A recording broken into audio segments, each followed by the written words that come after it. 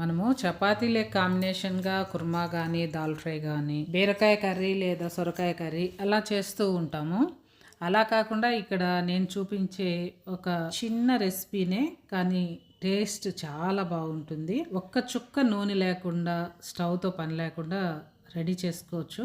అదేంటో చూద్దాం. మరి మన ఛానల్ని ఎవరైనా కొత్తగా చూస్తుంటే లైక్ చేయండి, షేర్ చేయండి, సబ్స్క్రైబ్ కూడా చేయండి. మన ఛానల్లో మంచి టిప్స్ ఉన్నాయి, ఒకసారి చెక్ చేయండి.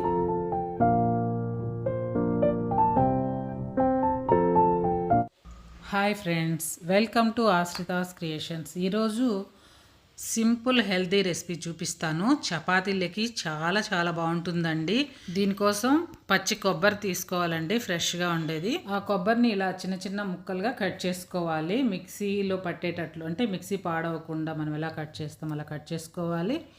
మనం తీసుకునే కొబ్బరిని బట్టి పచ్చిమిర్చి యాడ్ చేసుకోవాలండి, అంటే మనం తినే కారాన్ని. అదేవిధంగా ఒక పెద్ద సైజు ఆనియన్ తీసుకున్నాను, ఒకటి కాకపోతే రెండైనా యాడ్ చేసుకోవచ్చు.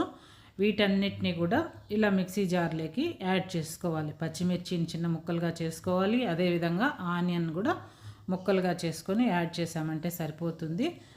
ఆ తర్వాత ఉప్పు యాడ్ చేస్తూ ఉన్నాను. మన టేస్ట్కి తగ్గట్టుగా ఇవన్నీ యాడ్ చేసుకోవాలి. చపాతీలో ఆల్రెడీ ఉప్పు ఉంటుంది కదా, గోధుమ పిండి కలిపేటప్పుడే మనం ఉప్పు యాడ్ చేస్తాం, అందువల్ల దీంట్లో తక్కువగానే వేసుకోండి. ఒకసారి గ్రైండ్ చేసిన తర్వాత వాటర్ యాడ్ చేసుకోవాలండి. ఒకేసారి వాటర్ యాడ్ చేసామంటే కొబ్బరి సరిగ్గా గ్రైండ్ అవ్వదు. ఇప్పుడు తగినంత వాటర్ యాడ్ చేసుకొని మెత్తటి పేస్ట్ లాగా అయితే ప్రిపేర్ చేసుకోవాలి. ఇప్పుడు కూడా ఇది కొద్దిగా గట్టిగానే ఉంది, దీంట్లో కూడా మనం కొద్దిగా వాటర్ యాడ్ చేసుకోవచ్చు. చాలా మెత్తటి పేస్ట్ అయితే చేసేసాం కదా, ఇంతేనండి. చాలా సింపుల్, అదేవిధంగా హెల్దీ అండ్ టేస్టీ.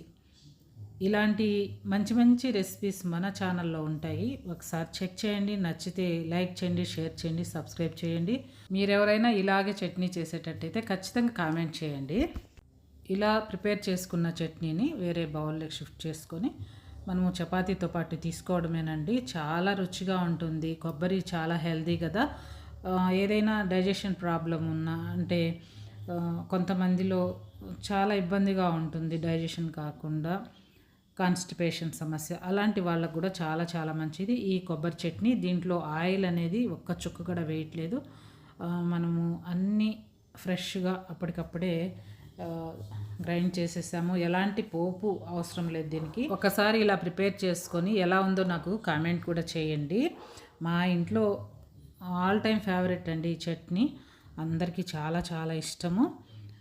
చాలా ఈజీగా అయిపోతుంది, పని కూడా ఎక్కువ ఉండదు. ఇదేనండి ఈరోజు video. Thank you for watching.